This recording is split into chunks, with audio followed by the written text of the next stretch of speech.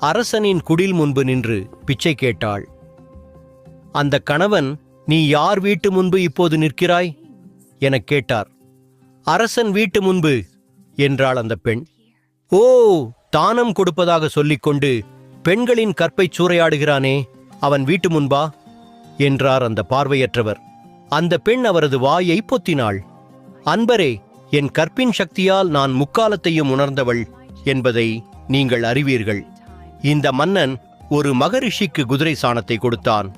அது நரகத்தில் மலையளவாக குவிந்து இவன் உண்ணுவதற்காக தயாரானது. அவ்விஷயம் இவனுக்கு தெரிய வரவே இவன் கன்னியருக்கு தர்மம் செய்து நற்போதனைகளை செய்தான். ஆனால் இவனை பற்றி தவறாக பேசி அவனுக்காக குவிக்கப்பட்டிருந்த சாணமலையில் ஒவ்வொரு கவளமாக ஒவ்வொருவரும் பங்கிட்டு கொண்டனர். கடைசி கவளம் மட்டுமும் பாக்கியிருந்தது. இவனை பற்றி தவறுதலாக பேசி